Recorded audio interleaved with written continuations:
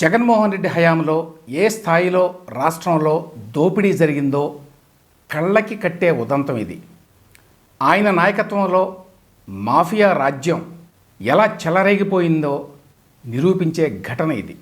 Kakinada port, Kakinada సెజ్లో 3,600 కోట్ల విలువైన వాటాని కారు చౌకగా కుట్టేయడానికి జగన్మోహన్ రెడ్డి ఎట్లా కుట్ర పన్నాడో, బెదిరించి ఎట్లా తన సొంతం చేసుకున్నాడో తెలిస్తే ఎవరైనా నోరు వెళ్ళబెట్టాల్సిందే. కాకినాడ పోర్టు, కాకినాడ సెజ్ అంటే స్పెషల్ ఎకనామిక్ జోన్, వీటి మీద జగన్ కళ్ళు పడగానే వాటిని ఆయన సొంతం చేయడానికి జగన్ బాబాయ్ వైకాపా ఎంపీ వైవి సుబ్బారెడ్డి కొడుకు విక్రాంతరెడ్డి ఎన్ని దుశ్చర్యలకి పాల్పడ్డారో ఇప్పుడు వెలుగులోకి వచ్చింది. కాకినాడ పోర్టు, కాకినాడ సెజ్ల ఒరిజినల్ ఓనర్ కేవీ రావు, కర్ణాటి వెంకటేశ్వరరావు తాజాగా ఇచ్చిన ఫిర్యాదుతోటి ఈ వ్యవహారంలో లోతుపాతులన్నీ కూడా ఇప్పుడు బయటపడ్డాయి. మేం చెప్పినట్టు వినకపోతే మీతో పాటు మీ కుటుంబ సభ్యులపైన అక్రమ కేసులు పెడతాం, అరెస్టు చేసి జైలుకు పంపిస్తాం, మీ వ్యాపారాలని ముయించేస్తాం అని చెప్పి నన్ను బెదిరించారు అని కేవీ రావు ఇప్పుడు తాజాగా ఏపీసీఐడికి ఇచ్చినటువంటి ఫిర్యాదులో ఆరోపించాడు. ప్రభుత్వ అధికారాన్ని దుర్వినియోగం చేసి తన మీద ఒత్తిడి తీసుకొచ్చి కాకినాడ సీపోర్ట్స్ లిమిటెడ్లో 2,500 కోట్ల విలువైన వాటాల్ని 494 కోట్లకి, కాకినాడ సెజ్లో 1,109 కోట్ల విలువైన వాటాల్ని 12 కోట్లకి బలవంతంగా అరబిందో సంస్థకి బదలాయించుకున్నారు అని చెప్పి బాధితుడైనటువంటి కేవీ రావు, కర్ణాటి వెంకటేశ్వరరావు సిఐడికి సోమవారం నాడు ఫిర్యాదు చేశారు. జగన్మోహన్ రెడ్డి మీ వాటాలు కావాలంటున్నారు, మీరు కనుక కాదు అని అంటే మీకు జైలే గతి అని బెదిరించారట. ఈ మేరకి ఆయన ఇచ్చిన ఫిర్యాదు మీద సిఐడి కేసు కూడా నమోదు చేసింది. ఇప్పుడు కేవీ రావు ఫిర్యాదు ప్రకారం మొత్తంగా 3,000 కోట్ల మేర ఆయన ఆస్తుల్ని జగన్ అండ్ కో దోచుకున్నారు. కేవీ రావు సోమవారం నాడు ఇచ్చిన ఫిర్యాదు ప్రకారం జగన్మోహన్ రెడ్డికి కజిన్ అయ్యేటువంటి వై విక్రాంతరెడ్డి, వైవి సుబ్బారెడ్డి కొడుకు, అలాగే వైసీపీ ఎంపీ వి విజయసాయిరెడ్డి, ఆయన అల్లుడి సోదరుడు, అట్లాగే అరబిందో సంస్థ ఓనర్లో ఒకడు పి శరచంద్రారెడ్డి, అలాగే పీకేఎఫ్ శ్రీధర్ అండ్ సంతానం అనేటువంటి ఆడిట్ సంస్థ, Aurobindo reality and infrastructure private limited దాని డైరెక్టర్లు, ఇంకా ఇతరుల్ని ఈ కేసులో నిందితులుగా సిఐడి చేర్చింది. ఎంత పకడ్బందీగా పట్టపగలే ఈ దోపిడీకి పాల్పడ్డారో కేవీ రావు తన ఫిర్యాదులో వివరంగా పేర్కొన్నాడు. కాకినాడ సీపోర్ట్స్ లిమిటెడ్ కంపెనీలో కేవీ రావుకి 41.12% వాటా ఉంది. కాకినాడ పోర్టు గత కొన్ని సంవత్సరాలుగా లాభాల్లో ఉంది. జగన్ లాక్కున్న 2019-20 సంవత్సరంలో కూడా 628 కోట్ల రూపాయల ఆదాయం ఆర్జించింది కాకినాడ పోర్టు. ఇది కాకుండా పోర్టు దగ్గర 240 కోట్ల రూపాయల నగదు కూడా నిల్వ ఉంది. ఇట్లా పచ్చగా ఉన్న కంపెనీ మీద జగన్ కళ్ళు పడ్డాయి. దీన్ని సొంతం చేసుకోవాలని చెప్పి నిర్ణయించుకున్నాడు. దీంతో పాటు కేవీ రావుకే చెందినటువంటి Kakinada SEZ special economic zone కూడా ఉంది. ఈ సెజ్కి పొన్నాడ, మూలపేట, రమణక్కపేటల్లో 8,320 ఎకరాల భూములు ఉన్నాయి. కాకినాడ సెజ్లో కేవీ రావుకి 48.74% వాటా ఉంది. మిగతా వాటా జిఎంఆర్ వాళ్ళది. దీని మీద కూడా జగన్ కాసి పుట్టింది. రాజు తలుచుకుంటే దెబ్బల కొదమే ఉంది. కేవీ రావుని బెదిరించి భయపెట్టి ఈ రెండింటిని చౌకలో కొట్టేయడానికి పథకం రచించారు. ఈ పథకాన్ని అమలు చేసే బాధ్యతని వైవి సుబ్బారెడ్డి కొడుకు విక్రాంత్ రెడ్డికి జగన్మోహన్ రెడ్డి అప్పగించారు. మొదట వైసీపీ ఎంపీ విజయసాయిరెడ్డి 2020 మే నెలలో కేవీ రావుకి కాల్ చేశారు. కాకినాడ సీపోర్ట్స్ లిమిటెడ్ వ్యవహారం మీద వైవి సుబ్బారెడ్డి కొడుకు వై విక్రాంత్ రెడ్డిని కలిసి మీరు ఒకసారి మాట్లాడాలి అని చెప్పారట. ఆయనతో పాటు అరబిందో ఓనర్గా ఉన్నటువంటి పెనక శరచంద్రారెడ్డి, ఈయన విజయసాయిరెడ్డి అల్లుడైన రోహిత్ రెడ్డికి సోదరుడు, ఆయన కూడా ఉంటారు అని విజయసాయిరెడ్డి చెప్పారట. ఈలోగా కేవీ రావుని లొంగ తీసుకోవడానికి జగన్ అండ్ కో గ్రౌండ్ కూడా ప్రిపేర్ చేశారు.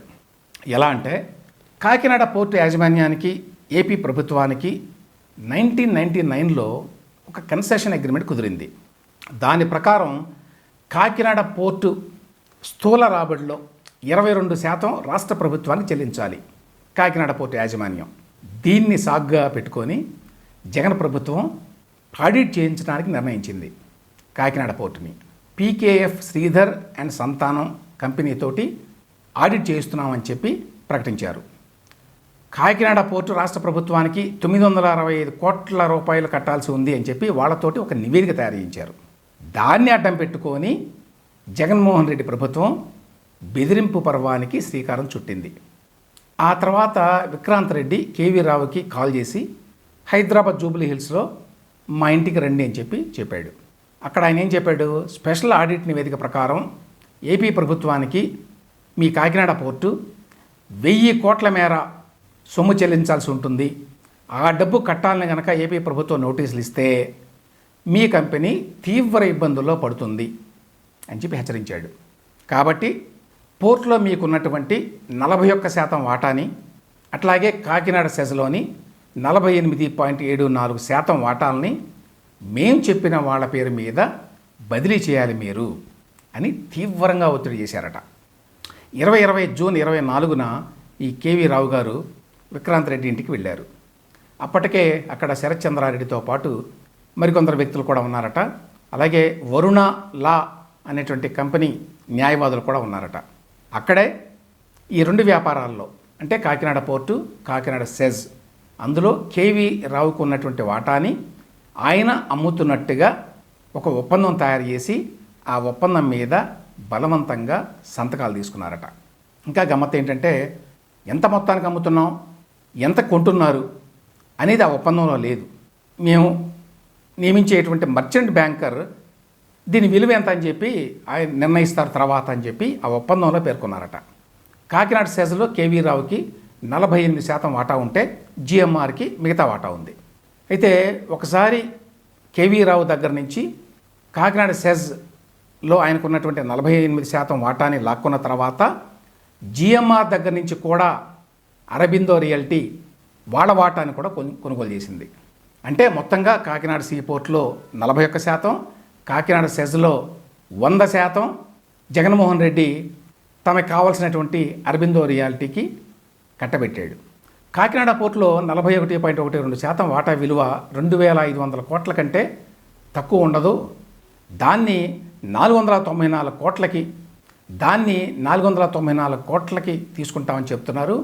అలాగే కాకినాడ సెజ్లో కేవీ రావుకున్న వాటా విలువ 1100 కోట్లు ఉంటే దాన్నేమో 12 కోట్లకి లాగేసుకుంటామని చెప్తున్నారు.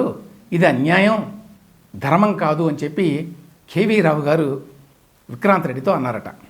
అప్పుడు విక్రాంత్ రెడ్డి ఏమన్నాడో తెలుసా, అరబిందో సంస్థ పేరు మీద చట్టబద్ధంగా ఈ వాటాల బదిలీ కావాలి కాబట్టే ఇదిగో ఈ మాత్రం ఈ 494 కోట్లు చెల్లిస్తున్నాం కాబట్టి ఇస్తున్న దాంతో సరిపెట్టుకోవాలి అని చెప్పి విక్రాంత్ రెడ్డి కేవీ రావుని బెదిరించారట. అంతేకాదు చెప్పినట్టు వినకపోతే తీవ్ర పర్యవసానాలు ఎదుర్కోవాల్సి ఉంటుంది అని కూడా హెచ్చరించారట.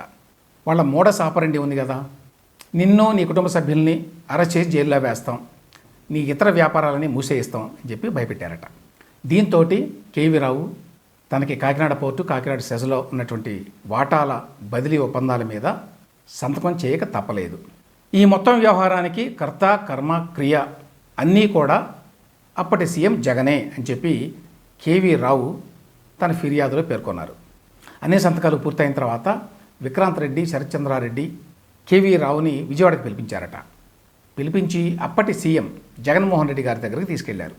ఇప్పటివరకు ఏం జరిగింది అని చెప్పి విక్రాంత్ రెడ్డి జగన్మోహన్ రెడ్డికి వివరించారట.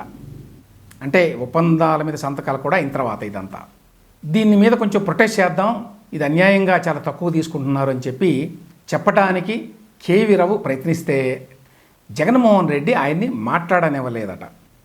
విక్రాంత్ రెడ్డి ఏది చెప్తే అది చేయాలి మీరు, అంతే, ఇంకేం మాట్లాడొద్దు అని చెప్పారట. దీన్ని బట్టి ఇదంతా కూడా జగన్మోహన్ రెడ్డి కోసమే జరుగుతోందని చెప్పి నాకు తేట తెల్లమైంది అని చెప్పి ఆ ఫిర్యాదులో కేవీ రావు గారు పేర్కొన్నాడు. ఆ విధంగా 3600 కోట్ల రూపాయల విలువైన వ్యాపారాలని జగన్మోహన్ రెడ్డి తన అధికారాన్ని అడ్డుపెట్టుకొని స్వాధీనం చేసుకున్నాడు, సొంతం చేసుకున్నాడు. కాకినాడ పోర్టు అరబిందో రియాలిటీ చేతులకు వెళ్ళిపోయిన తర్వాతే రేషన్ బియ్యం స్మగ్లింగ్ విచ్చలవిడిగా జరుగుతుందని చెప్పి civil supplies minister Nadendla Manohar ఈ మధ్యనే ఆరోపించడం తెలుసు మనకి. అప్పుడే కాకినాడ పోర్టు గురించి కూడా అందరికీ తెలిసింది.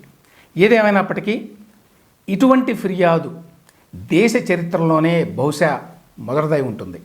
ఒక పోర్టుని, ఒక సెజ్ని బెదిరించి ఎత్తుకెళ్ళారు అనే ఆరోపణని మనం ఎప్పుడు వినున్నాం. దీని మీద ఇప్పుడు ఏపీసీఐడి ఎంత లోతుగా విచారించగలదో తెలియదు. ఈ దందాన్ని రుజువు చేసి దోషుల్ని శిక్షించకపోతే మన దేశంలో, ఆంధ్రప్రదేశ్లో రాజ్యం వీరభోజ్యం అని సరిపెట్టుకోవాల్సిందే.